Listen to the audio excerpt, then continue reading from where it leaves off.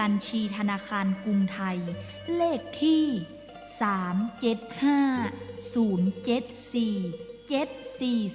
375-074-7407ชื่อบัญชีวัดทุ่งปาเก็ตคำเจ้า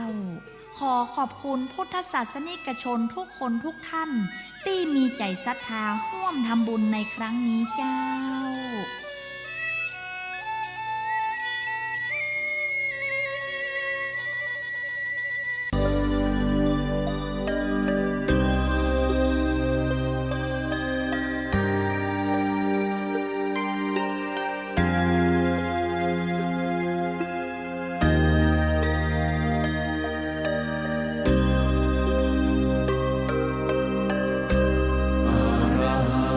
สัมมาสัมพุทโธภะคะวาพระผู้มีพระภาคเจ้าเป็นพระอรหันต์ดับเพลิงกิเลสเพลิงทุกข์สิ้นเชิงตรัสรู้ชอบได้โดยพระองค์เอง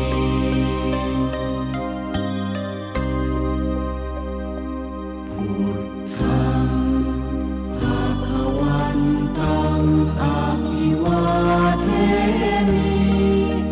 ข้าพระเจ้าอภิวาทพระผู้มีพระภาคเจ้าผู้รู้ผู้ตื่นผู้เบิกบาน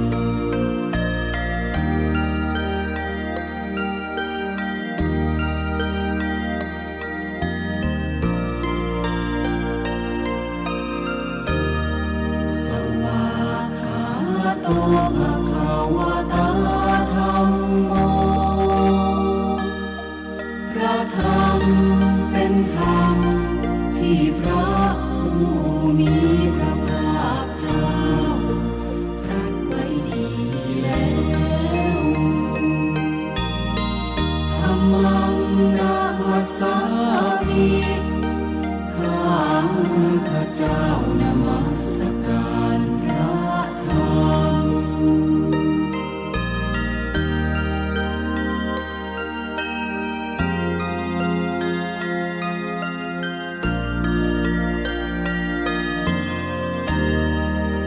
สุปฏิปันโนภะคะวะโตสาวกสังโฆพระสงฆ์สาวกของพระผู้มีพระภาคเจ้าปฏิบัติดีแล้วสังฆังนะมามิ ข้าพระเจ้านอบน้อมพระสงฆ์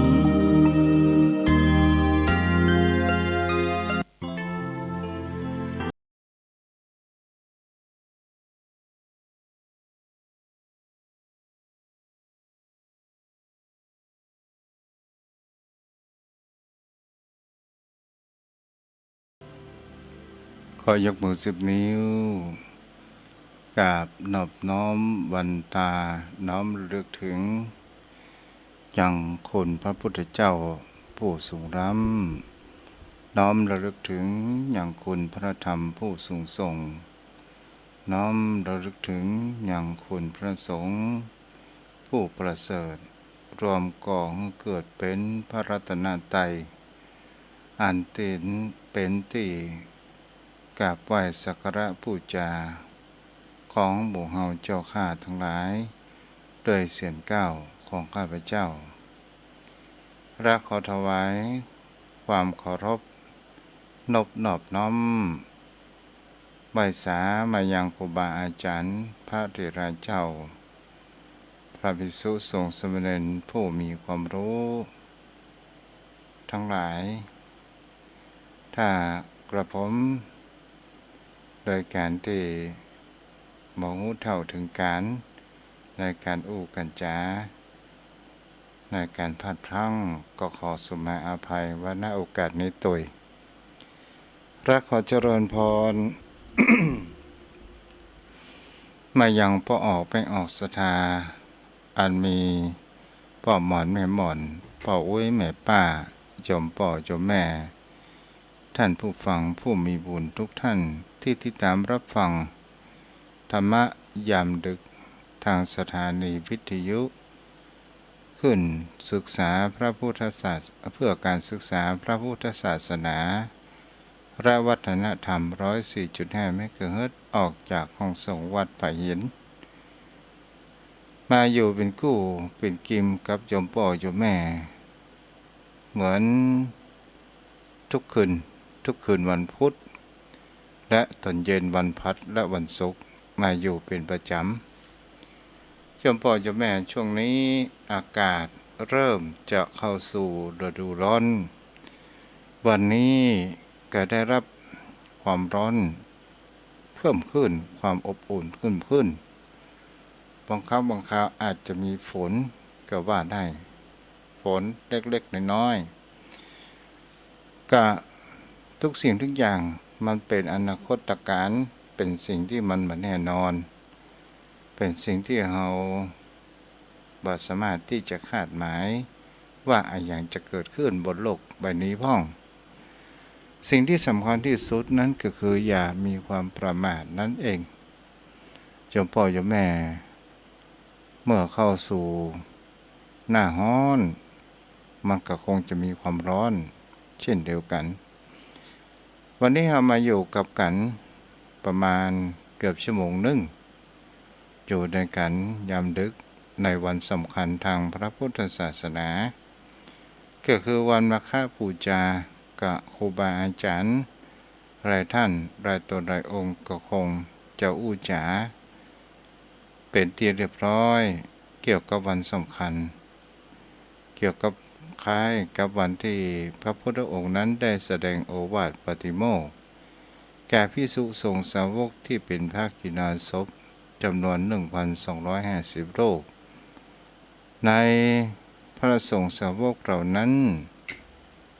พระพุทธองค์นั้นได้เป็นผู้อุปสมบทโดยเอหิภิกขุอุปสัมปทาเกิดขึ้นที่เวรุวันวิหารวันนี้กลับมาอู้มาจ๋าเกี่ยวกับโยมพ่อโยมแม่ผู้คนเฮานี่บางครั้งบางคราวเรื่องมามีแป่งใส่เรื่องมาใหญ่แป่งเอาก็คือคนที่ชอบใส่ร้ายคนอื่นเนี่ยถ้าเฮาอู้ไปแล้วเป็นคนที่มีความอิจฉาหรือว่ามีความคิดอาฆาตแค้นในสิ่งที่ตัวต้นเหตุมันก็คือ1บ่ได้ดังใจ2เขาคงจะมีความโกรธเกิดขึ้นในเรื่องนี้ก็เป็นสิ่งที่จะอู้จากับโยมพ่อโยมแม่เป็นเรื่อง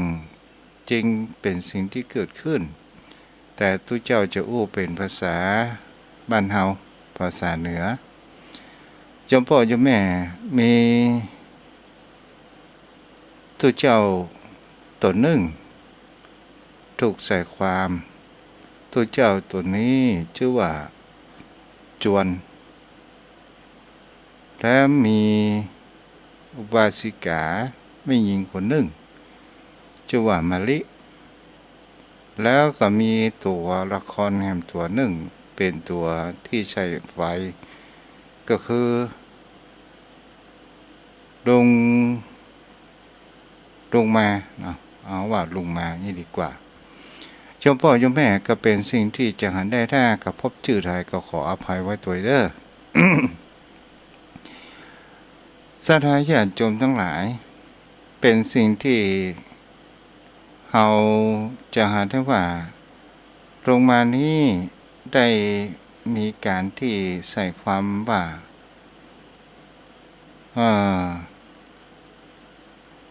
ลุงตุลินเนี่ยกับโยมชื่ออย่างพอตะเกียลืมไปละ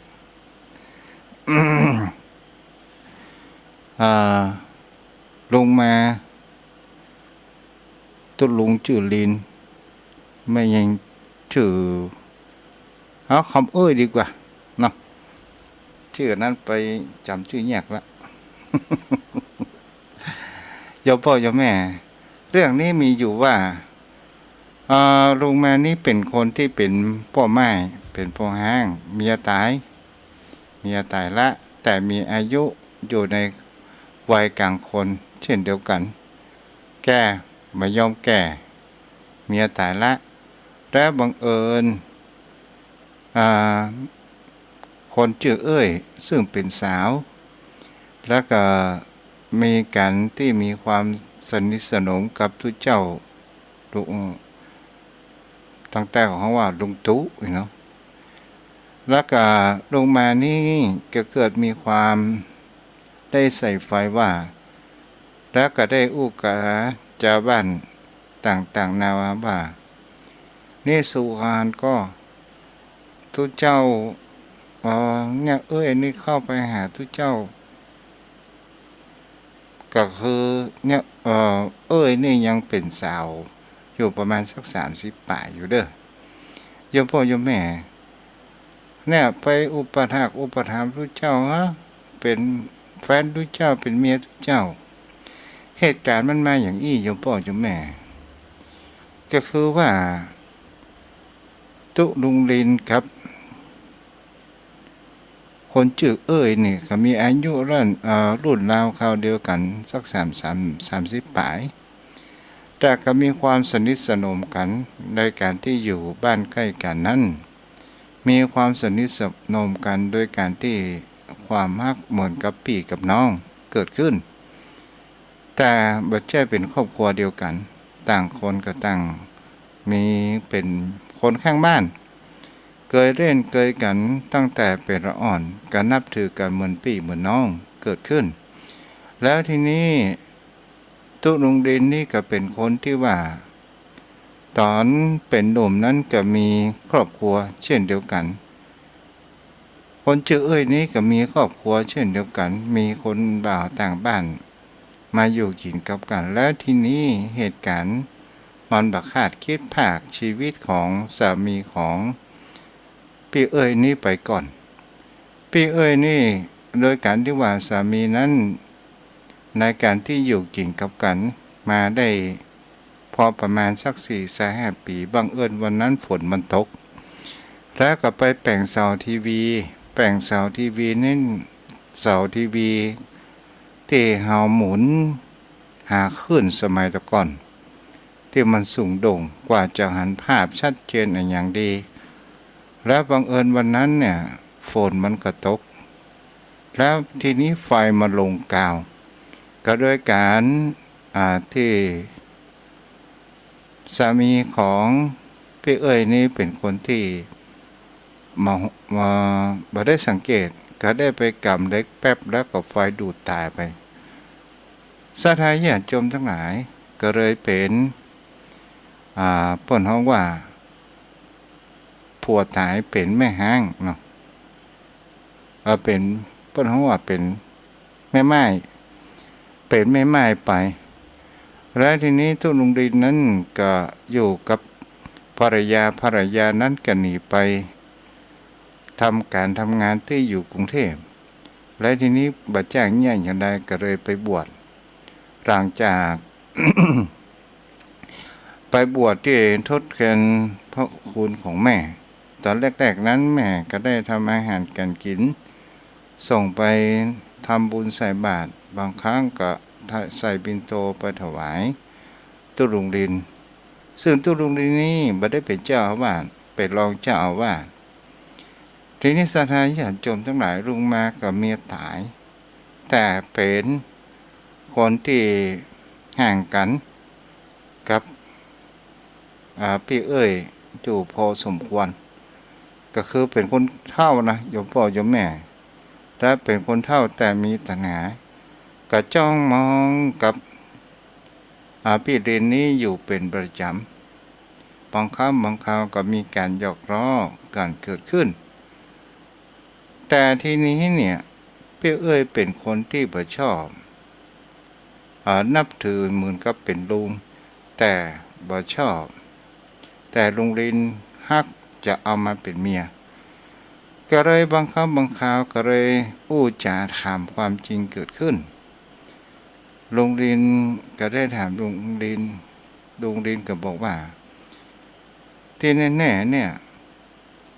วันผูกเขาไปเวียงตัวกันบ่แล้วพี่เอ้ยก็ถามว่าไปนี่หยังไปเอียวพออันพอนี่กะพี่เอ้ยก็คงจะเป็นหูดีว่ามีพฤติกรรมอย่างใดก็หลีกเล่นอยู่เสมอแล้วก็ได้ถามไปถามมาว่าตอนนี้เฮาคิดกันอย่างใดกันแน่ลุงมาก็เลยบอกว่าบัดเดี๋ยวเนี่ยเมียข้าก็ตายละจะเปิงใจน้องเอ้ยเนี่ยคนงามเนี่ยลุงฮักว่า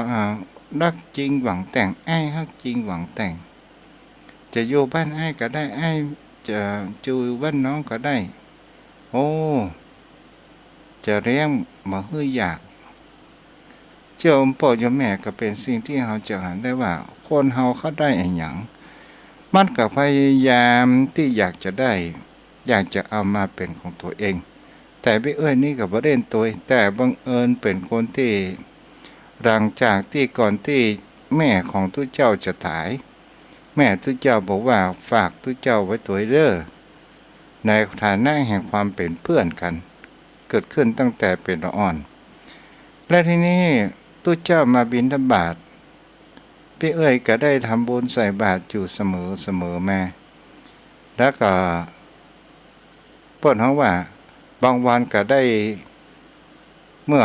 ถ้ารับลูกขวายก็ได้ทำอาหารใส่ปิ่นโตไปถวายเพลแต่ตู้ลุงดินตลอดจนถึงพระสงฆ์สามเณรในวัดนั้นศรัทธาญาติโยมทั้งหลายแต่ลุงมานี่ก็เป็นคนวัดวาอารามเหมือนกันเป็นคนที่ไปกินน้ำชากาแฟของทุกเจ้าบางครั้งก็ไปลู่กินข้าวกับขโยมต่างๆนานาเกิดขึ้นก็เป็นคนเข้าวัดเหมือนกันแต่เป็นคนขี้ข้านวันเวลาผ่านไปโยมพ่อโยมแม่ก็เลยหันว่าน้องเอ้ยไปส่งข้าวให้ทุกเจ้ามันน่ะเป็นแฟนทุกเจ้ากะพี่เอ้ยก็บอกว่าจะไม่ว่าอย่างอันเด้อเจ้าพระเจ้าเป็นคนเช่นนั้นโอ้ลุงเล่นมาได้ไปแม่ก็หันว่าจะไปส่งให้หยังเข้าทุกเจ้าอย่างล่ำมาเหลือฮักทุกเจ้าสก้าโอ้ศรัทธาญาติโยมทั้งหลายภาพในแห่งความที่ว่าในการอุปถัมภ์อุปถากรายการที่จะไปถวายเพลอยู่สม่ำเสมอบางครั้งบางคราวก็ได้ล้างถ้วยล้างช้อนเพิ่นทำบุญในหยังก็ได้ล้างถ้วยล้างช้อนวัดวาอารามที่นี้มันเกิดเหตุการณ์ในการที่ว่าในเมื่อฆ่าไปได้เนี่ยน้องมันไปเมาตุลินแน่นอนมันมาเอาฆ่าแน่นอนก็เลยใส่ไฟได้อู้จ๋าแรกๆเปิ้นฮ้องว่าใส่ไฟว่าสู่ก็หัดก็สังเกตก็พิษสังเกตก็พิษสังเกตอะไรอย่างรู้ไหมกับพิษสังเกตกับพ่อว่าพ่อไปส่งเข้าทุกเจ้ามันให้เป็นเมียทุกเจ้าแล้วนี่โอ้ศรัทธาญาติโยมทั้งหลายในเมื่อจุดประกายแห่งไฟมาเริ่มเกิดขึ้นมันก็ลุกลามไปอยู่สม่ำเสมอคนเฮานี่จะมองในทางด้านที่ร้ายดีกว่าด้านที่ดีโยมพ่อโยมแม่ก็เป็นสิ่งที่ผู้คนทั้งหลายพี่เอ้ยนี่ก็ได้ทำอย่างอยู่สม่ำเสมอโดยการที่บ่ได้สนใจใครจะว่าอย่างก็ตามแต่บ่ได้ยินเสียงใดๆทั้งสิ้นศรัทธาญาติโยมทั้งหลายวันเวลาผ่านไป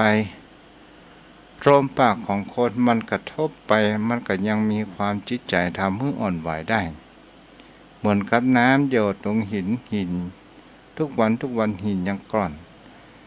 คำอู้คำจาของผู้คนเฮาทั้งหลายมันก็ลุกรามไป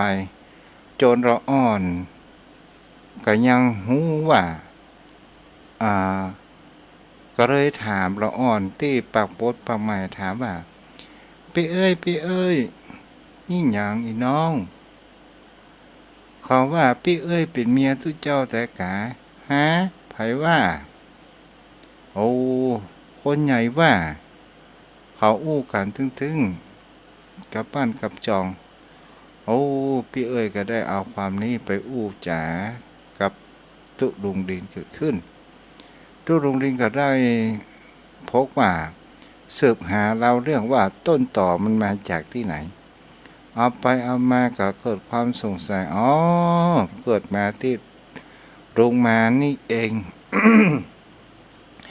โรงมานี่เองแล้วพี่เอ้ยก็ได้ไปอู้ไปจาไปเจ้าอย่างอันนะขอแก้กรรมขอพ่อกันตัวว่าเหตุการณ์มันเป็นเนี่ยประเจ้าเหมือนดังที่คิดทีนี้เจ้าอาวาสความฮุกถึงเจ้าอาวาสก็ได้ฮ้องลงมานี่มาไต่ถามว่าจำว่าเป็นคนว่าแต่ว่าอีเอ้ยเป็นเมียทุเจ้าแล้วพี่เอ้ยกับทุเจ้าก็บอกว่ามันบ่เป็นความจริงอย่างไรก็หันกู้เจ้าอย่างนี้เป็นต้นและแกที่นี้เจ้าวาดประจ้างแย่อย่างไรเอาเป็นกลางที่สุดไปสาบานต่อพระนาประธานโอ้สถาญาติโยมทั้งหลายทีนี้ลุงมานั่นก็เป็นคนที่ว่าปวดห้องว่าจะยอมรับความจริงว่าใส่ไฟก็กลัวอับอายขายขี้แน่ต่างๆกลัวลูกหลานนั้นเดือดก็เลยบอกว่าก็ได้แปลงเสียงใหญ่ขึ้นโดยการข่มขู่เกิดขึ้นถ้าบ่เป็นความจริงฟ้าผ่าผมไปเลยผู้คนทั้งหลายเป็นพยานพอที่นี่ว่าบัดเดี๋ยวเนี่ยเป็นความจริงหรือไม่พ่อลินกับทุเจ้าเป็นผัวเมียกันศรัทธาเจ้าบ้านได้ยินเสียงลงมาอย่างอั้นแล้วก็ได้เกิดแห่งความลังเลและสงสัยเกิดขึ้นส่วนใหญ่ก็ไปหันไปทางที่ลงมาเอาละโยมพ่อโยมแม่ก็เป็นสิ่งที่จะเห็นได้ว่ากาลเวลามันเป็นการ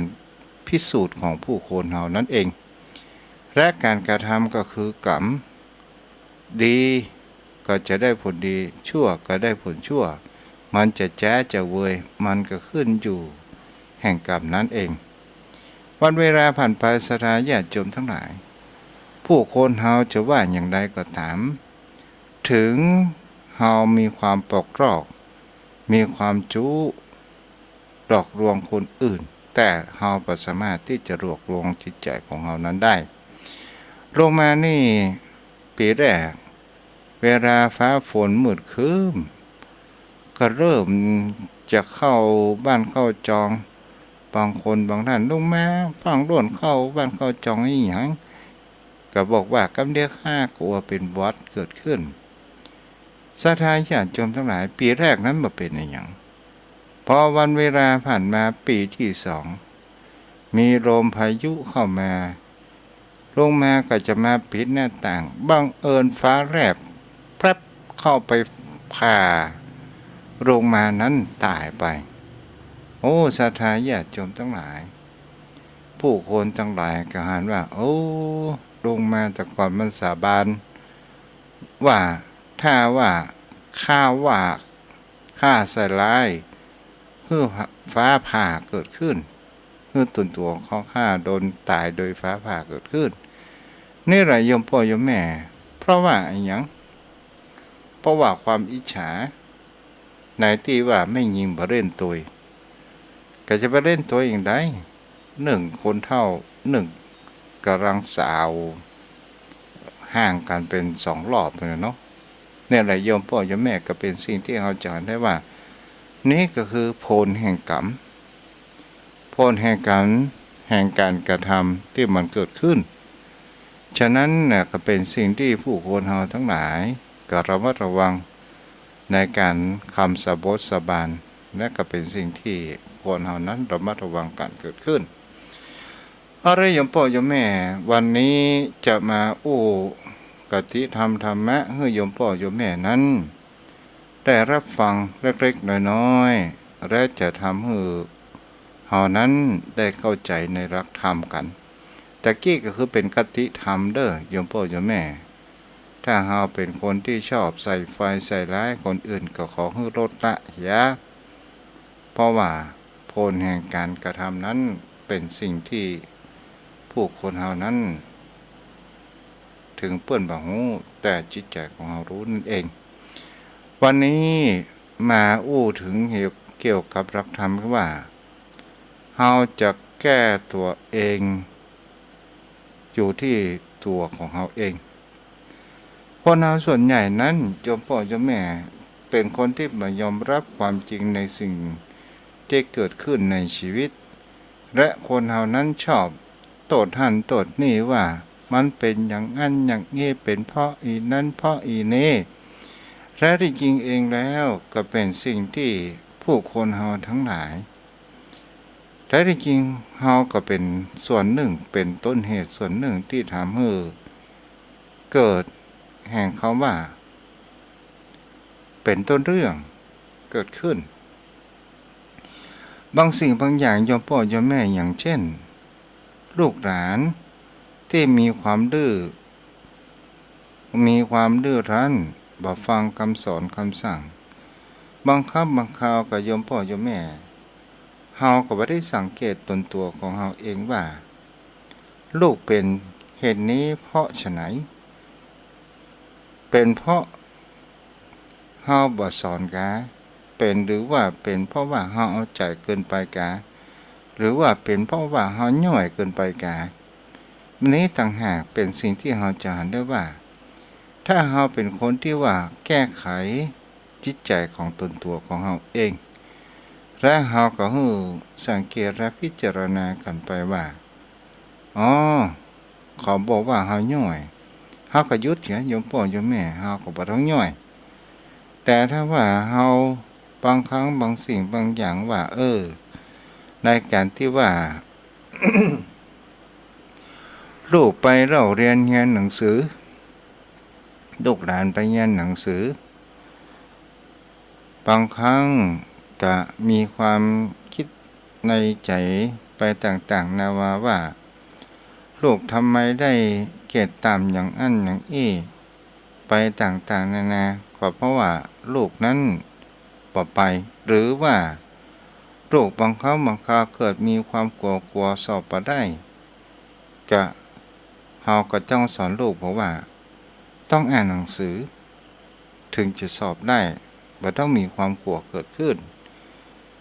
สิ่งต่างๆนานาเหล่านี้แหละโยมพ่อโยมแม่เป็นสิ่งที่เฮาแก้ไขที่ตนตัวจิตใจของผู้คนเฮานั่นเองถ้าเฮาแก้ไขตนตัว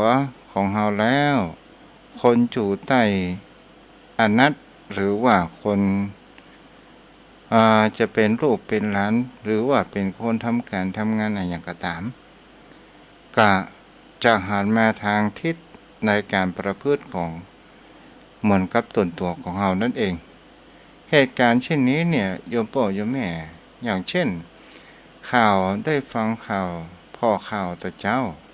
มีรถเก๋งอยู่คันหนึ่งและก็มีรถมอเตอร์ไซค์แห่งกันหนึ่งรถเก๋งนั้นมันบืดแล้วควันมาใส่รถมอเตอร์ไซค์ตั้งหลังรถมอเตอร์ไซค์ตั้งหลังบีบแกรถเก๋งเกิดบ่พอใจเรามาว่าหิมบีบแกนี่หยังมีปัญหากะบ้านหิมีตัดใดมุมใดมีปัญหากะการได้อ้ายจะเอาผู้คนทั้งหลายเนี่ยเปื้อนอ้ายกับเลอะเป็นใหญ่เป็นโตก็หลายน้องอยากไปอยู่สงบสุขไงแท้ที่จริงเนี่ยเปิ้นบอกว่ามันควรมันนักเปิ้นใส่ควรเปิ้นก็บีบแกและทีนี้ก็ลงมาละลานบนทีก็บ่ถึงขั้นลงไม้ลงมืออะไรอย่างแต่ก็มีความละลานคนที่ขับมอเตอร์ไซค์ก็ขอโทษครับผมโมโหครับผมโมโหถึงเอาตัวรอดแท้ที่จริงเนี่ยคนเฮาไม่ยอมรับความจริงในสิ่งที่ เฮานั้นก็ทำอยู่ถ้าผู้คนเฮาถ้าเฮาอยากจะให้ลูกหลานของเฮาอยู่ถ้อยฟังคำก็คือเฮาต้องทำเป็นปฏิบัติเป็นตัวอย่างที่ดีที่สุดแต่ผู้คนเฮานั้นบางครั้งบางคราวอีป้อเขาว่าอีป้อไปอันนั้นไปปนหัวไปเล่นนี้แต่กะปัจจัยไผว่าเนี่ยยมพ่อยมแม่มันก็ปฏิเสธความจริงไปเสียพ่อเขาว่าอีพ่อไปวัดแต่กะฮะไปแต่กะแต่ว่าไปแต่กะรูปมันก็ซึมซับไปในทางที่ดีและถูกต้องเนี่ยแหละยมพ่อยมแม่ก็เป็นสิ่งที่ผู้คนเฮาทั้งหลายมันก็มีรายเหตุการณ์เพราะว่าคนเฮานั้นส่วนใหญ่มีความป้นเขาว่ามีความเห็นแก่ตัวเกิดขึ้นมีความป้นเขาว่าอีโก้เนาะและบางสิ่งบางอย่างผู้คนเฮาทั้งหลายนั้นเป็นสิ่งที่เฮาบางครั้งบางคราวป้นเขาว่าอวิชชาความมืดบอดมันปิดบังตาความหมองงูปิดบังตาตนตัวของเฮานั่นเองมีตัวอย่างมีปนเขาว่าเฮาจะทำอย่างใดจิตใจของเฮานั้นมีความสงบสุขมีจิตใจอันผ่องใสทำไมคนเฮาถึงมีความทุกข์อยู่มากมายเพราะว่ามันมีคำว่ากรรมขาวกับกรรมดำที่ทุกเจ้าได้พูดไปหลายครั้งว่าจิตฝ่ายดีและฝ่ายบดีนั่นเองเจ้าพ่อเจ้าแม่ถ้าเฮาอยากจะให้กรรมขาวหรือจิตอันที่ดีเป็นสีขาวเฮาควรกระทำยับยั้งจิตใจยับยั้งจิตใจของเฮาด้วยเฮามีสติปัญญานั่นเองเฮาทำกุศลเกิดขึ้นกับดวงจิตดวงใจของเฮาอยู่ไปเรื่อยๆจิตใจของผู้คนเฮานั้นมันก็จะเริ่มแต่งและมีความสุขและเฮาก็จะสามารถที่จะเรียนรู้หากว่าชีวิตนี้เฮามีการแก้ปัญหาสิ่งที่มันเกิดขึ้นนั้นได้แต่ถ้าว่าจิตใจของเฮาเป็นการทางที่ดำไปสมมติในการที่เฮามีความประพฤติอกุศลก็คือในสิ่งที่บดีแล้วก็มันจะมีตัวกิเลสมาเป็นเจ้านายจิตใจของเฮามันจะมาอยู่เหนือจิตใจของเฮานั้นก็คือโลภโกรธหลงและตลอดจนถึงความบ่พอใจความคับแค้นใจต่างๆนานาเกิดขึ้นโดยการที่เฮาบ่ได้มองและสังเกตเห็นว่าสิ่งเหล่านี้มันเกิดขึ้นเพราะเหตุใดนั่นเองตลอดจนถึงแห่งความหึงหวงความยึดมั่นถือมั่นว่าทุกสิ่งทุกอย่างนั้นเป็นของกูแต่ถ้าว่าเฮาเป็นคนอยู่ในจิตไฟขาวมากๆอย่างเช่นถ้าเฮามีความคิดว่า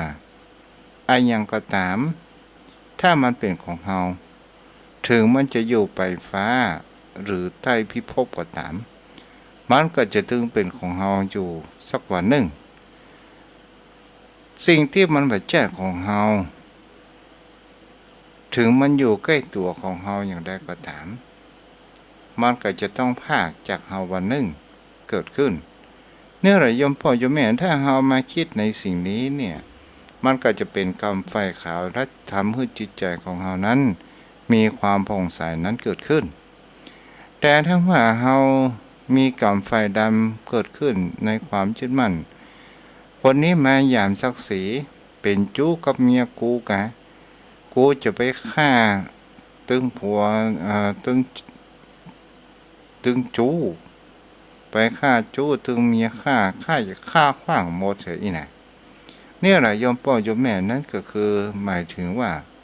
กรรมดำหรือว่าจิตตังฝ่ายดำและมันก็มีกิเลสและมีความอีโก้มาทับจิตใจของเฮานั่นเองเป็นเจ้านายตนตัวของเฮานั่นเองทุกสิ่งทุกอย่างเฮานั้นเป็นคนเลือกโยมพ่อโยมแม่ถ้าเฮาจะเลือกจะทำเมื่อจิตใจของเฮานั้นเป็น ฝ่ายขาวหรือว่าทำให้จิตใจของเฮานั้นมีความสุขนั่นก็คือสร้างบุญญาบารมีตนตัวของเฮาสั่งสมบุญญาบารมีของเฮาทำให้จิตใจของเฮานั้นมีความโปร่งโปร่งใสถ้าว่าเฮามีจิตใจแห่งความโหดร้ายขาดความเมตตามีจิตใจแห่งความว่าเป็นอีโก้ขายบ่สามารถที่จะมารบรู้และเฮามีความหลงตัวเองว่าตัวกูของกูขายบ่สามารถที่จะมาทำร้ายกูอย่างได้พอมีความยินยอมในรับความจริงอย่างนี้ก็จะทำให้เฮานั้นตกเป็นทาสของกิเลสต่างๆนี่แหละโยมพ่อโยมแม่ก็เป็นสิ่งที่เฮาจะหันกันได้บางครั้งบางคราวอวิชชามันมาทำให้ตาของเฮานั้นมันมืดบอดเกิดขึ้นก็เป็นสิ่งที่คนเฮานั้นลองพิจารณาดูว่าในสิ่งที่เฮากระทำจะอู้ก็ตามจะกระทำก็ตามถ้าเฮาจิตใจของเฮานั้นอยู่ในฝ่ายดีหรือว่ากำขาวมันก็จะทำให้จิตใจของเฮานั้นมีความสบายถ้าเฮามีจิตใจที่มีโทสะเป็นเจ้าเรือนมีโลภะโมหะเป็นเจ้าเรือนเสียแล้วตราบนั้นเนี่ยจิตใจของเฮาก็จะเป็นตกเป็นทาสแห่งอารมณ์ตกเป็นทาสแห่งกิเลสต่างๆทุกวันนี้น่ะโยมพ่อโยมแม่ถ้าเฮามองดูสังเกตถ้าเฮาคิดเผลอๆคิดเล่นๆกันไปถ้าเฮาอู้ไปอู้มาเนี่ยผู้คนเฮาเนี่ยตกเป็นทาสจิตใจของเฮานี่ถ้าเฮาบ่ได้ฝึกเฮาบ่ได้ฟังจิตใจของเฮาเนี่ยตกเป็นทาสของกิเลสมันจ้างพาไปทำร้ายมีความโกรธใครมาว่ามาด่ามาว่าก็มายอมเรื่องไปด่าตอบไปต่างๆนานาลุกลามบานปลายเกิดขึ้นหลักโคตรเหงาสักการะมาด่ากันไปต่างๆนานาผู้เตื้อบางเรื่องจบไปเป็น20 ปีละยังฟื้นคอยหาตะคลิปเอามาอู้จาด่ากันแหมอันนี้ก็เพราะว่าหยังก็เพราะว่าเฮาบ่มีสติขาดสติและเฮาก็จะไปเอาสิ่งที่มันเป็นเรื่องเก่าๆที่มันเป็นสิ่งที่มันไปแล้วผ่านไปแล้วและเฮามาเพิ่นว่าฟื้นคอนหาจะเก็บแมงป่องเนี่ยแหละโยมพ่อโยมแม่มันจะทำให้เฮานั้นได้รับความทุกข์เกิดขึ้นบางคราวเป็นสิ่งที่เฮาจะหันได้ว่าความโลภมาเอาของเฮาที่ดินที่เป็นมรดกของพ่อแม่เฮาอีพ่ออีแม่แบ่งให้กับลูกหลานนักเกินไปทำไมแบ่งให้เฮาหน่อยเดียวเฮาบ่มีความยินยอมเกิดขึ้นกลายกันเป็นที่ว่าพี่น้องบ่ถูกลงปลงใจกันในการที่ว่าลูกหลานนั้นเป็นคนดูแลของพ่อแม่เกิดขึ้นอยู่กับพ่อกับแม่ตลอดมาแต่บังเอิญลูกเขานั้นบ่ได้ที่สมบัติอย่างเหมือนกับปลาสักเท่าใดก็เลยเกิดความโกรธความขับแค้นเกิดขึ้นตอนสุดท้ายพ่อแม่ยังมีชีวิตอยู่ก็ได้รับความทุกข์ใจตนระทมจิตใจทำให้ตายไปนั้นก็มากมี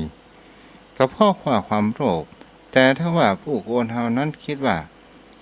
เฮาโลภไปยิ่งยังเมื่อเฮามีที่อยู่อาศัยกินเฮาก็พอเพียงเพราะว่าเฮาก็เอาตัวไปถึงบ่ได้นี่ก็เป็นสิ่งที่ผู้คนเฮานั้นจะเห็นได้ว่าบางคราวความโลภเป็นเจ้านายจิตใจของเฮานั่นเองตลอดจนถึงโมหะเปิ้นอู้จาว่าถ้าตัวเจ้าตัวนั้นดูหมอแม่นตัวเจ้าตัวนั้นเสกมีคาถาอาคมแม่นเฮาก็ไปหลงในเรื่องอิทธิฤทธิ์ต่างๆนานาเกิดขึ้นและเฮาบ่ได้เพราะว่าตัวเจ้าบ้านเฮานี่ก็เทศน์อู้จาม่วนอู้จาดี เฮาก็บ่ได้เอาแก่นสารธรรมะบางครั้งบางคราวบางคนก็ว่าฟังตุเจ้าบรรเฮากายแม่นใดก็ได้ฟังกายขนาดไปพอตุเจ้าตัวนั้นปอดูดองแม่นขนาดเหมือนตาหันนะตุเจ้าตัวนั้นน่ะเสกโอ้อีนั้นจะขายที่โอ้ขายก็บ่ได้มาซื้อประกาศขายเป็น5 ปีตุเจ้าตัวนั้นเสกเตียนเล่มเดียวบ่ได้ขายอย่างเอี้ยอยู่พ่ออยู่แม่คนเฮาไปหลงเรื่องฤทธิ์กันเป็นส่วนใหญ่แต่เรื่องธรรมนั้นคนเฮาบ่ค่อยสนใจนั่นเองนี่อูจากับโยมพ่อโยมแม่ได้คิดพิจารณากันไปเด้อเอาละอยู่พอสมควรแก่ละเวลาเนาะวันพุธเมื่อแรงเฮาก็มาอยู่กันแหมเนาะตอนนี้เปิดสายน้ำมาแล้วเด้อ063 163 9950แม่อ๋อยติดตามด้วยอนุโมทนาเด้อที่ฟังทาง Facebook เนาะเอาละโยมพ่อโยมแม่ที่อยู่ทางบ้านใครจะโทรมาก็โทรเข้ามาได้063 163 9950เจริญพรแม่เรนูก้อนแก้วแม่ก็ฟังอยู่เนอะจ้านึกว่าแบบฟังกันนี่แหละเจ้าค่ะจ้าบุรักษานอนไม่หลับ ฟังแล้วหลับไหมอ่ะบุรักษาได้แม่ได้แม่ประกายพฤกษ์โทรเข้ามาได้เนาะ 063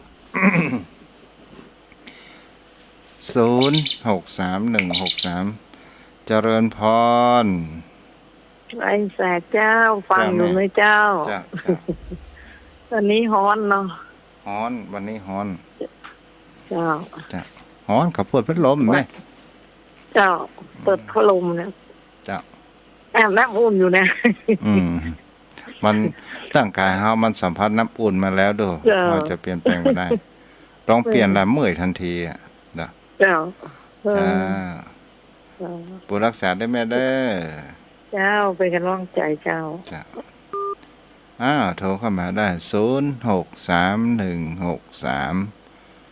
163 9950เจริญพรเจ้าไหว้สาทันเจ้าแม่อยู่ลำปางเนาะแม่เนาะเจ้าแม่อยู่ตำบลที่ซ่อนอำเภอบึงปานลำปางเจ้าฟัง104นะแม่เนาะ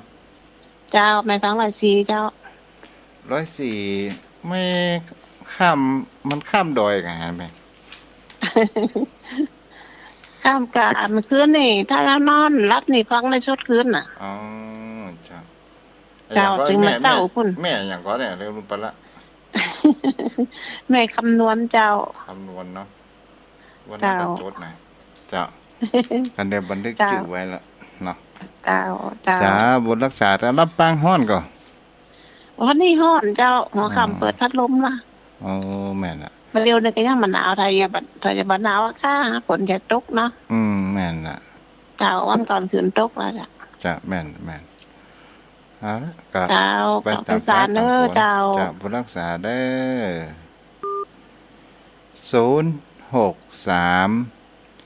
063 163 9950แม่บัวบูนไปส่งเข้าทุกเจ้านะเจริญพรแม่สีนวลแม่แตงแม่ฟังชัดเจนดีกว่าแม่แตงไงชัดเจนจ้ะชัดเจนดีเนาะจ้ะฟังแล้วเป็นได้พ้องวันนี้ฮัลโหลมันคติเตือนใจดีเจ้าจ้าคนเฮามันก่อยคนดีมันก็ดีคนชั่วมันก็อยู่ตลอดจ้าทุกสิ่งทุกอย่างมันก็อยู่ที่ตัวของเฮาเนาะคนปากก็ดีคนที่ดีจ้ะมันก็ตึงมีแม่เอ้ยเนาะ จะบุญรักษาด้วยแม่เด้อ เจ้าสาธุเจ้า จะบุญรักษาต้อนรับฝันดี0631639950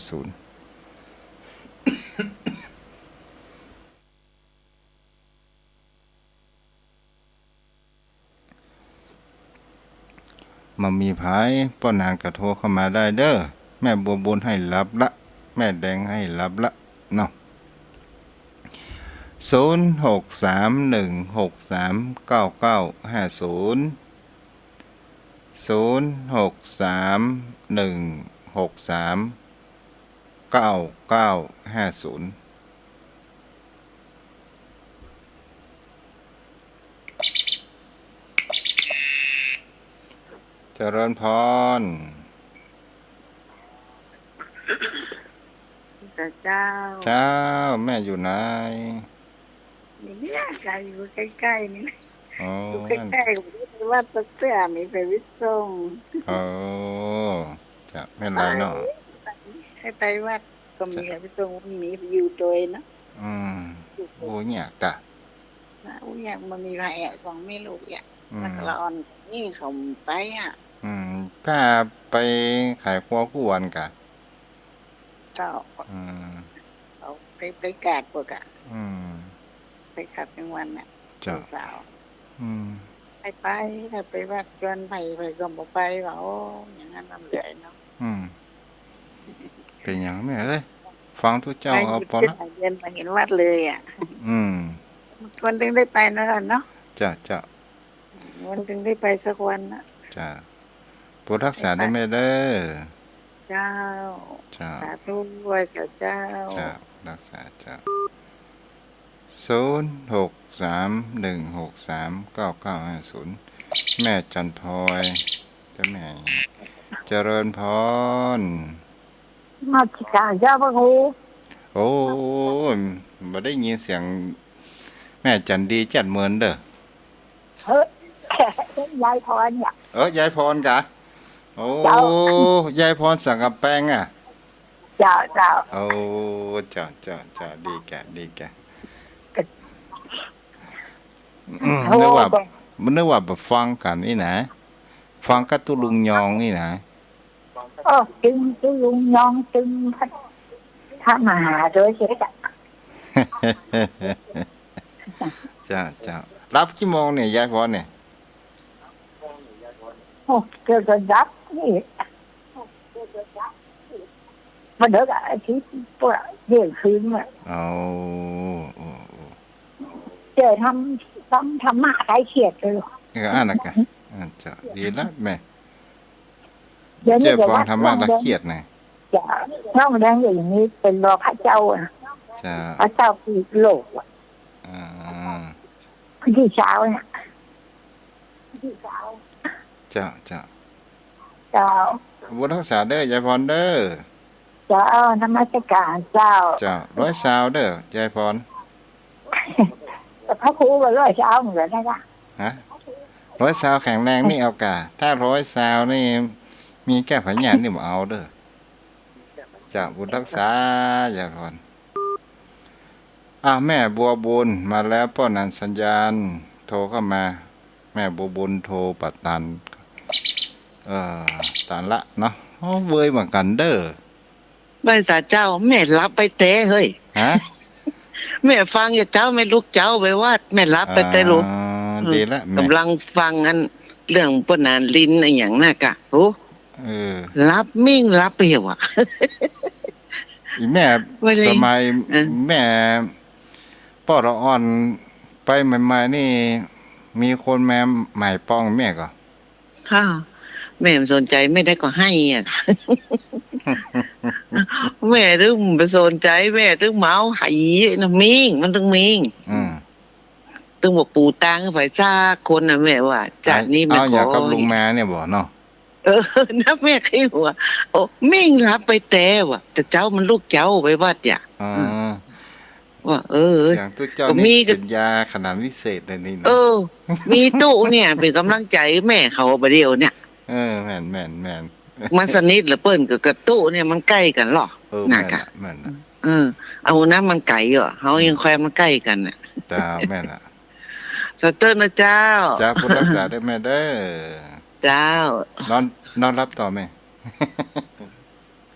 เจ้าผู้รักษาเพราะนั้นโทรเข้ามาเด้อแม่จันพลอยกับบัตตันเนาะเจริญพรครับขอกราบแทบใต้ไว้สารในเมตตาบารมีธรรมท่านพระคุณเจ้าครับกดบ่ให้ตังคนเฮาท่านพระคุณเจ้าคนนั้นนี่กดบัตตันยายพรเด้อโอ้แม่อุ้ยเนี่ยมันเป็นอย่างมาเก่งอ่ะท่านเจ้าติดตลอดอ่ะโอ้เก่งเนาะโอ้แล้วเปิ้นโหมธรรมะแล้วฟังตลอดอ่ะอันความจำมันอย่างสติอย่างเปิ้นดีท่านพระคุณเจ้าก็อนุโมทนากับเปิ้นเนาะของไปของมันสติปัญญามันถึงไป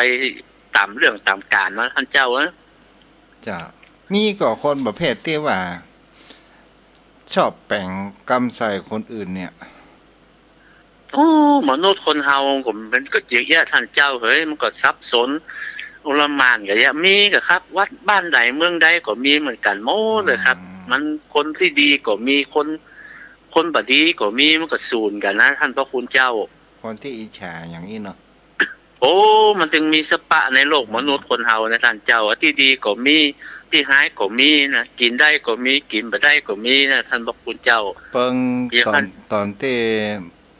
พระพุทธเจ้าตรัสรู้ใหม่ๆบอกเขาปลดเวนยสัตว์เนาะเปิ้นก็ว่ามันเป็นเรื่องจริงยากพระพงศ์ก็มาคึกดูนะถ้าพระพุทธเจ้าเปิ้นบ่เทศนาละคนเฮาจะยิ่งหายกว่านี้นะท่านเจ้ามากับตั้งครับสัตว์เดรัจฉานไงฮะ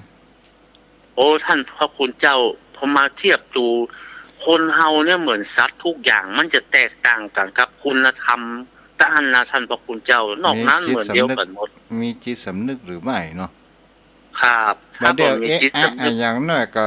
จะฆ่ากันจะตีกันต่อไปต่อมานี่มันมีแก้ความเดือดร้อนทุกเจ้าบิณฑบาตก็ให้ได้นั่งในรถนะเนาะมันแบบปลอดภัยนะทางพระคุณเจ้าเนาะมันมีสปะสเปดคนเฮามันอารมณ์นะท่านพระคุณเจ้าเนาะเจ้า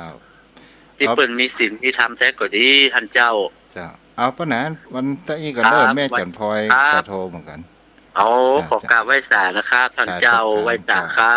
บรักษาได้แม่จันพลอยโทรเข้ามาตอนก่อนะ0631639950แม่รนูนี่ก็นี่เด้อตันดีเจริญพรแม่จันพลอยฮัลโหลแม่เจ้าขับไว้ศาลเจ้าท่านพระคุณเจ้ารับดึกเหมือนกันเนาะเจ้าตะคืนดึกเจ้าเพราะว่าไปใส่บาตรองค์พระครูยุกเจ้าวัดเพิ่นก็การหอระฆังการกำแพงถึงน้ำพระธาตุเจ้าวันนี้หลายอย่างวันนี้เป็นวันมงคลโดยเจ้าท่านพระคุณเจ้าเข้าไปวัดที่ไหนแม่ห้วยเงินเหนือกะเจ้าวัดหินหลักยาวาดแม่ห้วยเงินเหนือเจ้าเจ้าวัดตุเจ้ายอดชายไหมก่อนเคยไปวัดตุเจ้ายอดชายเนาะอันยอดชายพระครูอภิดานะคะจ้าอันนั้นวัดแม่ห้วยเงินใต้ใต้กันนั่นน่ะเงินเหนือนี่หมูจักเลยนี่ท่านเป็นท่านพระครูบุญตันเจ้าอันนี้แก่แล้วบุญตันนี่เนาะเจ้าวัดหัวเงินเหนือเนาะอันนี้ได้หลายบุญเจ้าอันนี้ก็เป็นวันมงคลโดยนอกท่านพระครูเนาะเป็นวันพระบูชาโดยเนาะจ้าอนุโมทนาตัวได้แม่เด้อสาธุอนุโมทนาบุญตัวเจ้าวันผู้ฟังกันใหม่เด้อแม่แรงแม่เนาะเอาละใครจะโทรมาเจริญพรฮัลโหลค่ะ จ้าฟังไหนจ้าอะไรนะคะ อันนี้โทรมาจากไหนลูกเชียงใหม่ค่ะเชียงใหม่ฟังรายการวิทยุใช่ไหมตอนนี้ใช่ค่ะจ้าโอ้อนุโมทนาด้วยนะมีเด็กฟังมีจิตใจที่ดีเนาะเห็นทำด้วยขอบคุณค่ะจ้าหายากนะตั้งแต่ตุลุงจัดมารายการนี้เพิ่งมีเด็กฟังเนี่ยมาโทรเป็นครั้งแรกเนี่ย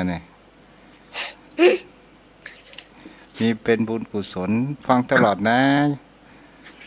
ค่ะจ้าลูกสาวนะจ้าขอบคุณค่ะฟังกับใครอยู่ฟังกับคุณยายแล้วก็แม่ค่ะดีจังเลยอนุโมทนาด้วยคุณยายเป็นตัวอย่างที่ดีกับแม่เป็นตัวอย่างที่ดีนะจ้าจ้าฟังแล้วได้สาระไหมวันนี้ได้ค่ะได้ว่าทุกสิ่งทุกอย่างอยู่ที่เรากระทำใช่ไหมใช่ค่ะจ้าอนุโมทนาบุญรักษาตังโยมแม่ตัวเด้อตังหมอนตัวน้อที่รับฟังตัวกันอันนี้ให้ลูกให้หลานฟังมันก็ได้ซึมซับเข้าจิตใจเนาะอนุโมทนานะลูกสาวค่ะจ้าเจริญพรสวัสดีค่ะจ้าเจริญพรจ้าโยมพ่อโยมแม่จัดมาเป็น5 ปี6 ปีแล้วเด้อมาในสายแรกเนี่ยที่ฟังได้ยินละอ่อนนี่นะเนี่ยอยากจะให้ละอ่อนได้ซึมซับป่อเปิ้นเขาว่าแม่อุ้ยแม่เปิ้นก็รับฟังแล้วก็เป็นมันก็จะซึมซับละอ่อนก็จะซึมซับไปโดยอัตโนมัติเนาะอนุโมทนาบุญตัวในสิ่งที่มันเป็นกุศลแนะนำต่อไปเจริญพรวาสาธรรมกูเจ้าใจแม่ฟังไหนไม่ให้เงินเจ้าโดยสเก็ตเจ้าโดยสเก็ตไม่ให้เงินเนาะจ้าอนุโมทนาเด้อที่รับฟังกันแม่ยังฮะแม่บัวเขียวเจ้าแม่บัวเขียวเนาะที่จะบุญรักษาได้แม่เด้อหมดเวลาพอดีจ้าวันพุธเมื่อแรงฟังกันใหม่นะแม่เนาะจ้าบุญรักษาเจ้าแล้ววันนี้ไว้เพียงแต่อีเด้อโยมพ่อโยมแม่นอนรับฝันดีเด้อพระคุ้มครองบุญกุศลที่เราได้เกิดได้สร้างคุ้มครองปกปักรักษามีแต่ความสุขความเจริญ